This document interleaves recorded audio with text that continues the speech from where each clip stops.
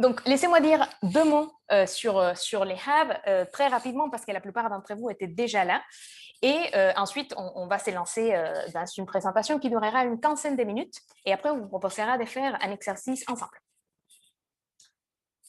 Donc, les hubs, c'est un espace d'apprentissage et de pratique de la pensée et de l'innovation systémique. Aujourd'hui, comme je vous disais, nous sommes 4 personnes du hub ici et nous organisons ces séances de façon bénévole.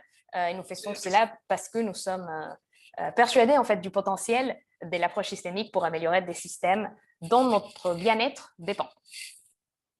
Nous faisons partie d'un réseau global qui s'appelle Systems Innovation, avec des hubs un peu partout dans le monde.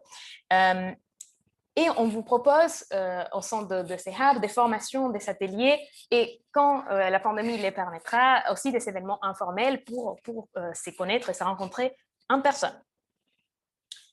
Aujourd'hui, on vous propose ces programmes. Donc, je ferai un mini contexte historique des termes et de l'approche systémique. Ensuite, je vous présenterai qu'est-ce qu'on veut dire par l'innovation systémique et on vous proposera de tester un outil qui nous aide en fait à réfléchir de façon systémique qu'on appelle les modèles de l'iceberg. Ça vous convient comme programme? Pour savoir si vous êtes toujours là, super. Merci beaucoup. Donc, commençons avec les contextes historiques.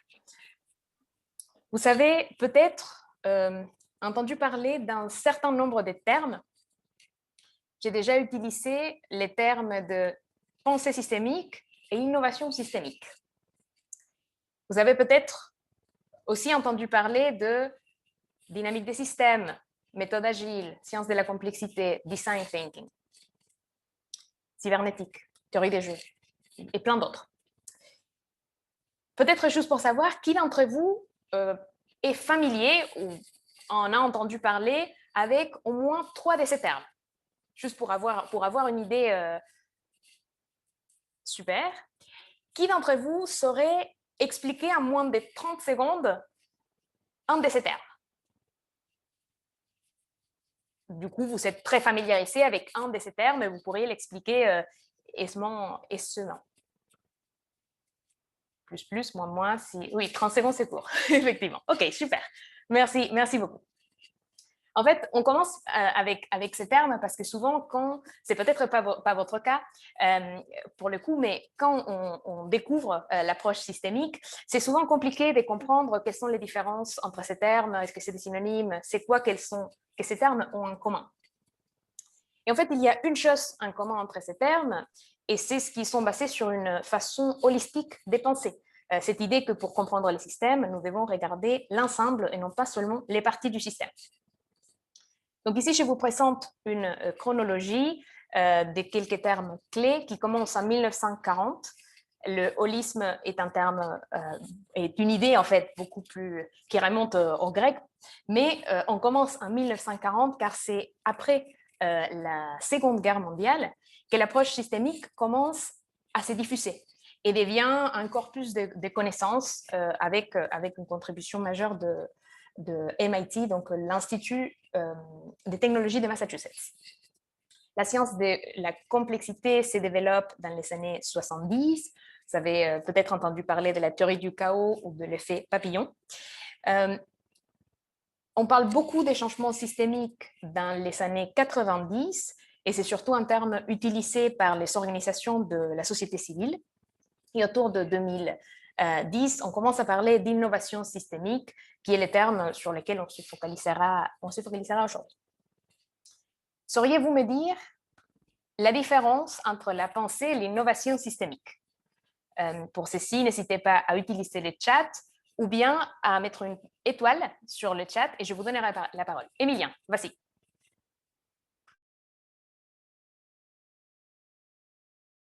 Si tu parles, on ne t'entend pas.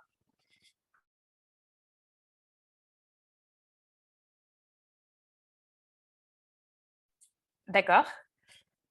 Du coup, est-ce que quelqu'un d'autre voudrait prendre la parole pour dire la différence entre la pensée et l'innovation systémique? Sinon, je vais je vais y aller. OK. Donc, la différence des façons... Ah, c'est Emilien qui a pris la parole? Non. OK. Donc, la différence, c'est que lorsque nous parlons de pensée systémique, nous parlons d'une façon de penser, de voir le monde, mais on est encore dans la théorie. Lorsque nous parlons d'innovation systémique, nous appliquons cette nouvelle façon de penser pour résoudre des problèmes réels, fondamentalement. Et par innovation, on veut dire faire les choses différemment. Voilà pour l'aperçu historique. Dans la prochaine partie, je vous parlerai donc de cette nouvelle approche qu'on appelle l'innovation systémique. Comme vous le savez, avec la mondialisation, la technologie et aussi la crise environnementale, le monde a changé radicalement au cours de ces dernières décennies. Les problèmes sont à une autre échelle. Ils sont passés de relativement isolés à très interconnectés, interdépendants, ce qui les rend très complexes. Les problèmes complexes sont différents aux problèmes que nous avons pu résoudre dans le passé. Ils sont générés par la structure du système, par la façon dont les éléments sont organisés, par les règles, les incitations qui déterminent cette organisation, plutôt que par les parties individuelles du système qu'on pourrait remplacer, par exemple. Nous avons hérité une façon de penser, de voir le monde qui le voit comme une machine. Et quand on a un problème, donc on essaye d'échanger ou modifier des éléments du système ou pointer le doigt à des personnes spécifiques qu'il suffirait de remplacer ou réparer.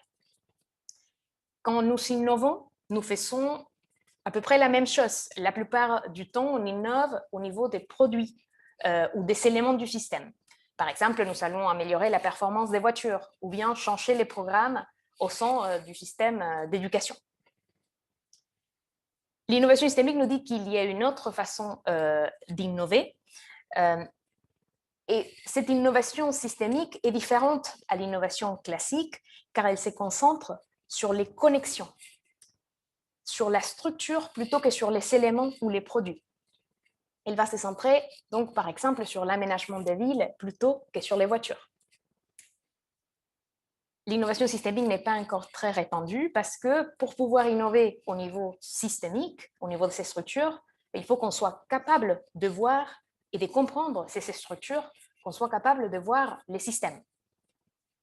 Et c'est là que la pensée systémique rentre en jeu.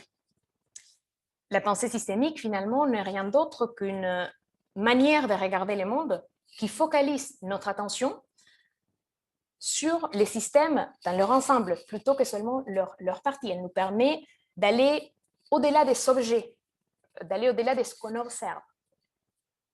Et aujourd'hui, ce qu'on vous propose de faire, c'est de tester un outil qui nous aide à faire justement cela, qui nous aide à aller au-delà de ce qui est visible. Cet outil s'appelle le modèle de l'iceberg. Donc déjà, j'aimerais savoir s'il y a d'entre vous qui avaient... Donc, je vais vous donner 3 options et je vous propose que vous me dites 1, 2 ou 3 sur le chat. Donc, les personnes qui ont déjà utilisé les modèles de l'iceberg dans le passé, n'hésitez pas à mettre un 1 sur le chat. Si vous en avez entendu parler, mais que vous n'avez pas déjà utilisé. Et je ne vois pas trop de quoi il s'agit. Donc, si vous ne connaissez pas, n'hésitez pas à mettre 3. Donc, il y a un peu un mixte. OK, super. Super.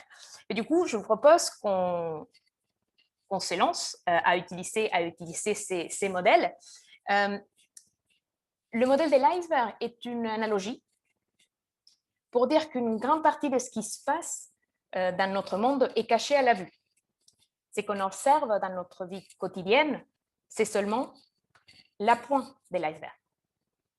Et c'est souvent à ce niveau, à la superficie, qu'on agit. Les modèles de l'iceberg nous rappellent qu'il faut regarder au-delà de ce qui est visible pour comprendre les résultats qu'on observe. Pour continuer avec l'analogie, il faut regarder sous l'eau.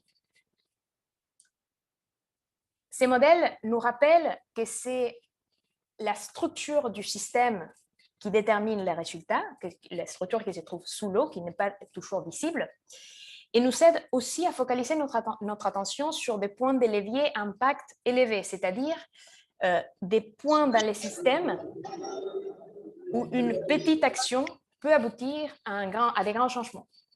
On y reviendra sur cette notion.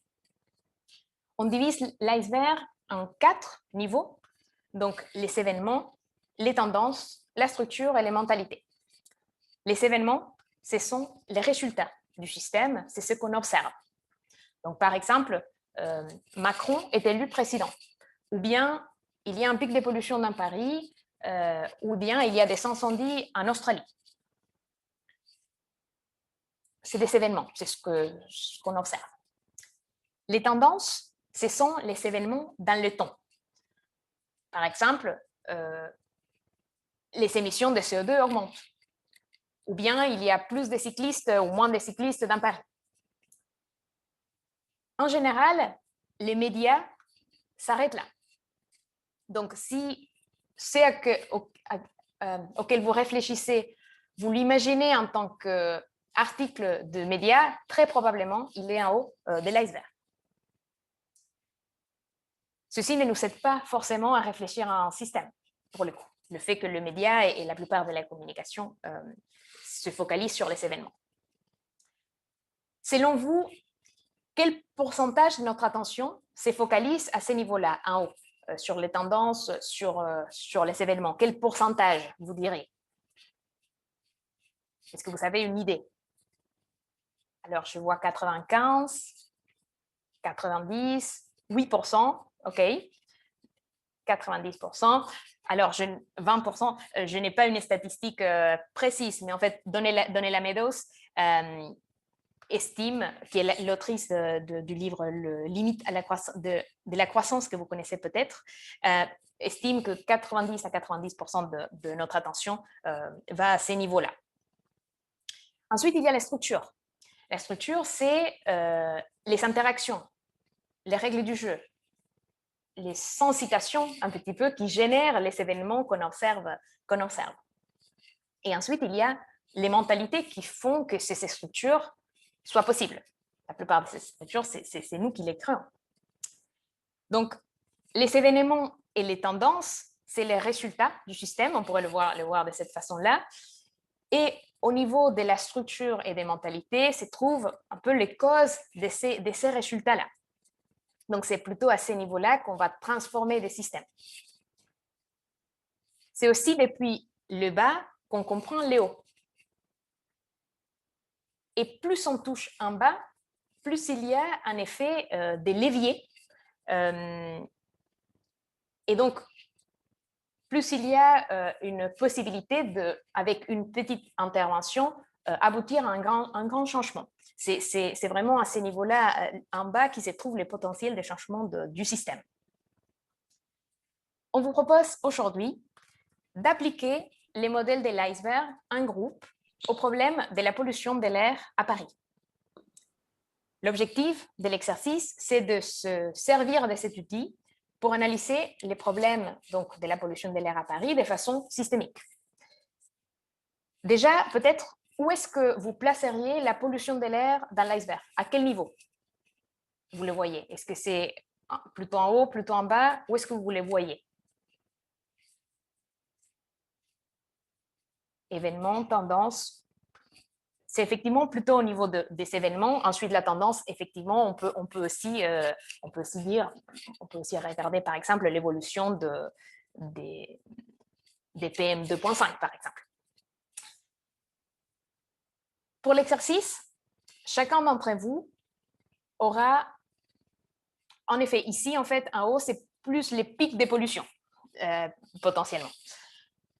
Pour l'exercice, en fait, chacun d'entre vous aura 3 post-it. Donc, un post-it par niveau. Et on utilisera Miro pour cela. Fondamentalement, on va se demander quelle tendance on observe liée au pic de pollution, on va dire.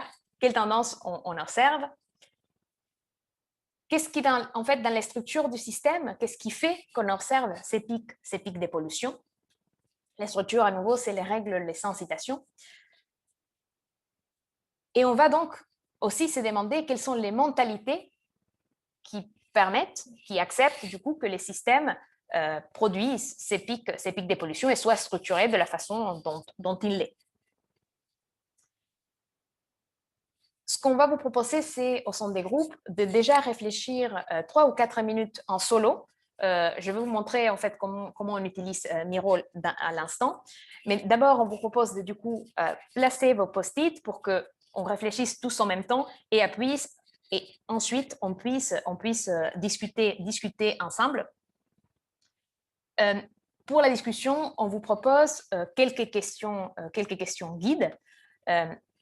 On aimerait savoir si, en faisant l'exercice, il y a des choses auxquelles vous n'aviez pas pensé avant. Donc, si ça vous a permis d'apprendre quelque chose sur le système de transport ou des villes. S'il y a eu de niveaux plus difficiles à remplir que d'autres et de nous dire pourquoi vous pensez que c'était le cas. Et aussi savoir si cet outil pourrait vous être utile dans votre travail, dans votre vie personnelle, et si oui, comment vous pourriez l'utiliser.